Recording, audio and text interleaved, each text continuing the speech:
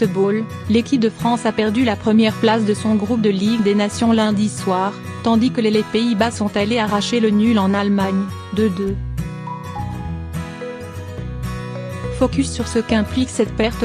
L'équipe de France a-t-elle perdu plus qu'un match, vendredi soir à Rotterdam contre les Pays-Bas? Jusqu'alors, elle était restée leader du groupe 1 de la Liga de la Ligue des Nations. Mais, ayant disputé tous ses matchs de la phase de groupe, elle n'a plus son mot à dire ensuite. Et les mathématiques ont frappé, les Néerlandais, en arrachant le point du nul, 2-2, lundi soir à Gelsenkirchen contre l'Allemagne, ont pris in extremis, mais définitivement, la tête du groupe, et accéderont au final four de la toute nouvelle compétition de l'UEFA.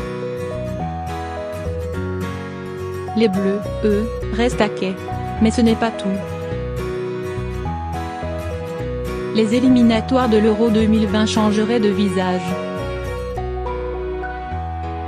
Première conséquence concrète, les équipes n'accédant pas au final four, réunissant les 4 premiers de groupe de la Liga, échelon le plus élevé, au début du mois de juin, se retrouveront dans des groupes à 6 équipes dans les éliminatoires de l'Euro 2020, dont les groupes seront tirés au sort le 2 décembre. Ce qui signifie qu'elles auront 2 rencontres de qualification supplémentaires à jouer, dans ce créneau du mois de juin où les jambes sont exténuées, au bout d'une longue saison en club, et où les déplacements aux confins de l'Europe peuvent s'avérer plus compliqués que ne le laissent suggérer les différences de niveau entre les équipes qui s'affrontent.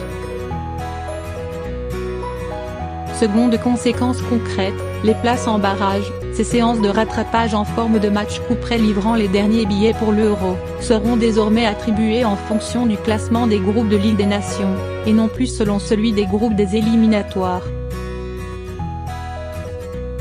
Leur déroulé change aussi, désormais, outre les 20 qualifiés via les 10 groupes des éliminatoires, seules 4 équipes pourront être repêchées, une par niveau de Ligue des Nations, les Ligue A, B, C et D. Dans chacune de ces ligues, une équipe par groupe, la mieux classée, prendra part à un mini-tournoi, avec demi-finale et finale, et le vainqueur décrochera un billet pour l'Euro.